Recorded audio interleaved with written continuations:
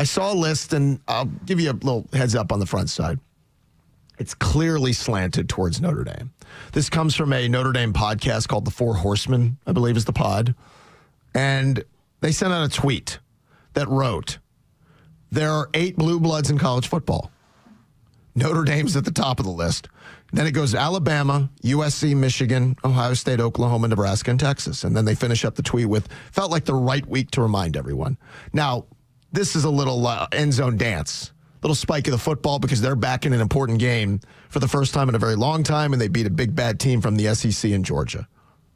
That's prisoner to the moment stuff, and I get that. And it's also holding on to the past that has not existed in a very long time.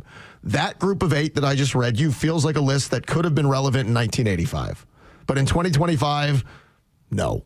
Let's be very clear. Notre Dame has not been relevant like they believe in 3 decades. They're always just on the outside trying to prove they belong. It's what Brian Kelly tried to do. It's what Ty Willingham tried to do. It's what Bob Davie tried to do.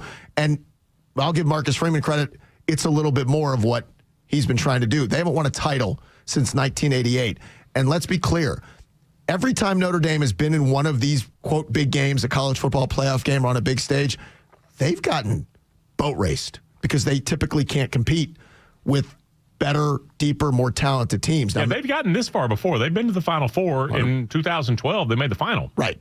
So the Indiana playoff win, nice. I'm not going to go crazy. The Georgia win, it's a very good win for them. But when I say that, I'm saying they haven't achieved more than they've achieved. Like they were already a Final Four and they got the doors blown off, so they haven't really achieved anything yet. But let's be clear, this term blue blood. Can you be kicked out of the blue blood club? Once you're a blue blood, are you always a blue blood? And the reason I ask, college football is very similar to baseball in a way that a lot of things were accomplished in a very different time, where certain people weren't allowed to participate, where there were only a certain amount of schools, where it was about privilege that you could put together a team and have this many players to go out and do stuff. I'm not telling you the past doesn't exist. I'm telling you there's an asterisk by the past with some of this stuff in college football. Give me the teams again, could you? Notre Dame, Alabama, USC, Michigan, Ohio State, Oklahoma, Nebraska, and Texas. When I read this list, USC has not been relevant nationally in a very long time. Nebraska? When's the last time Nebraska, you guys thought about Nebraska being a blue blood? Here's the thing, and Nebraska will never come back. There ain't no players in Nebraska. Like, they have so much to overcome. They will never, ever, ever, ever, ever, ever, that's 6 evers, be a national power again. Won't happen. Okay, but here's the issue. In maybe 30 years, that list will look different. That list is pretty accurate right now because the term blue blood, it requires you include what happened 30, 40, 50, 60, 70, 80 years ago. Don't disagree. You have to. But you mitigate some of it by the last 3 decades. That's a long period of time where Nebraska has not been ish, where USC was a blip and cheated their way through it and got busted in the early 2000s. And if you have a blue blood list that doesn't include Georgia, I don't take your list as seriously. And it's funny, Andy Staples wrote about this topic last year. And Andy Staples, when asked about blue bloods, had this same conversation he said about Georgia. The Wally Butts, Vince Dooley, Mark Richt eras probably were enough to get the Dogs on the list, but Kirby Smart's dominant tenure eliminates any room for debate. Georgia is currently the most feared program in college football. Smart doesn't seem willing to relinquish that title. They fit the blue blood tag. I said in 30 years they'll be on it maybe. No, they should be on it now. Okay, or maybe 10 or 5. Hell, I don't know. But blue blood means we have to start like 20 years ago. Oh, but like I said, if you're like Staples points about Butts, Dooley, and the eras that followed, he writes about Notre Dame. Andy Staples writes, the Fighting Irish dominated the sports for generations, but they haven't won a national title since 1988. So why are they still on the list? Because Brian Kelly made them nationally competitive again by taking them to the BCS national title game and had 2 college football playoff appearances. Now he continues from there. See, my pushback to that is, in a conference, I don't think they would have been in those games. It just so happened we have a different set of rules for Notre Dame, and we always have.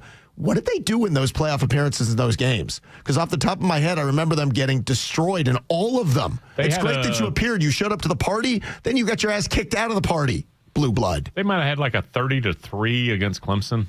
Didn't Bama kill them in another one? Something like that. Well, that was the thing down in Miami, a title game. And then Staples writes about Nebraska. The Cornhuskers were an absolute blue blood until the past decade and a half of irrelevance pushed them off the list. He writes, if Matt Rule or anyone for that matter could get Nebraska regularly contending for championships again, the Cornhuskers could spring back on the list But again, there's ifs involved in this stuff. I don't think of Nebraska as a blue blood because I'm not 60 years old. USC at a point, and they've had peaks and valleys. I don't think of USC. I think of them as historically relevant. I don't think if I was to make a list of blue bloods today, USC's not on it. I just don't think of them that way. And I'm not negating the past. I know it exists. I don't think of them that way. What is USC? Like 8 national champions and 7 or so Heismans. I would say this. Like you can't have it without them. Michigan won the national championship last year. They've had more wins than anybody else. They were dangerously close to falling off the radar of national interest for That's people. not what Blue Bloods is. I know. Man. That's not what I understand, but I because can't. Michigan and USC would be on, and Notre Dame would be on every single list for. And they would have to have a couple of decades of average stuff to fall off. This is why I said it when I started. It's like baseball. I'm not telling you it's irrelevant what happened in the 1920s and the 1940s, but the playing field was so different that it comes with an asterisk. It's not the same sport. And they didn't sustain that. So, for instance, I wouldn't include Army. Army had back-to-back national titles. Was it 45 and 46? If you say so. They had Heismans in, I think, 45 and 47. Sure. All right. You know what Army was doing? Playing better college football than anybody in the sport. And enough decades passed after that stopped that they fell off the list. If you made your blue blood list in 1965 and didn't include Army football on it, you'd be laughed off the I don't know the Victrola. But that's a record player. Decades from now, yeah, maybe USC, but you have to include that's what a blue blood is. We'll agree to disagree because I would say this about Notre Dame, for instance. Chuck, it's been 3.5 decades where nobody takes them seriously as a real national contender. And I saw them play in playoff games. Nobody thought they deserved that, and they got blown out over and over again. That was the belief every time you got there. That's 35-plus years of more of a level playing field. Now, let's remember, Notre Dame always had this advantage. In the latest advantage was NBC's money, and then everybody started getting money and went, why the hell am I going to South Bend? Why the hell am I going to play in the Midwest when I can go play at Florida or Tennessee or Alabama or Georgia, or I'll go out west? And they fell off the map. And when you have to live with Bob Davie and Ty Willingham, and you have to live with these mid coaches, Charlie Weiss. Charlie Weiss was also on that list. I just don't think blue blood means what it once did for a program like that. But they can take this victory lap because they're right in the middle of a playoff run.